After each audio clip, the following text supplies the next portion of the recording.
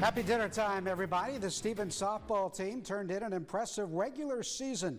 The Raiders racked up a 13-3 record en route to earning the number 6 seed for the Sodak 16. This afternoon, Stevens took on T with the winner earning a spot in next week's state tournament.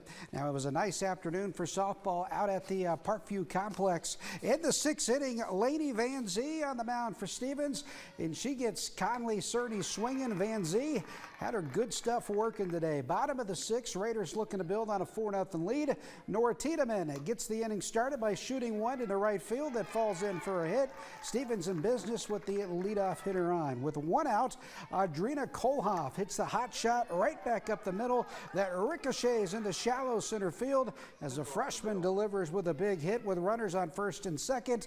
Macy Muth hits the line shot right back up the middle and into center field.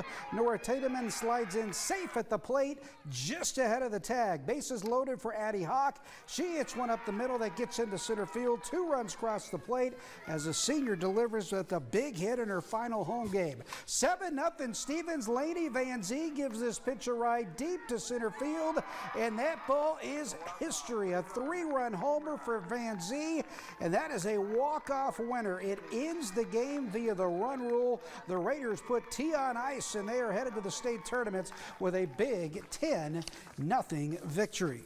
The Spearfish Sasquatch picked up their first win of the season last night, winning a thriller over Fremont 10-9. Owen Mickelson, Sam Kwapnowski, and Ethan Mooser each had 2 hits for Spearfish. This afternoon, the Sasquatch returned to the diamond for game 1 of a doubleheader against the Moo. And the Sasquatch keep things rolling as they take care of business, picking up an 8-3 victory. Diego Trujillo picked up the win on the mound for Spearfish, scattering 6 hits over 5 innings and allowing just 2 runs. The Sasquatch are now 2-3 on the season. They're going to be back on the diamond in just a few minutes as game 2 of the Twin Bill starts at 6:05 tonight. The state track and field meet cranks up tomorrow in Sioux Falls. It's a 3-day meet with all 3 classes at Howard Wood Field. After missing out on a team state championship by just 2 points last year, the Stevens boys are focused on claiming the title. The Spearfish and Stevens girls finished 2nd and 3rd last year and should once again be in the thick of things. Now in the Class A ranks, the Custer boys and girls are ready to compete for the team title after finishing 2nd and 3rd last year. In Class B, the Biddy County boys and girls will look to contend for the championship. So state track and field meet gets going tomorrow, Jack. All 3 classes in Sioux Falls at Howard Wood Field. And we have a lot of great athletes going to state.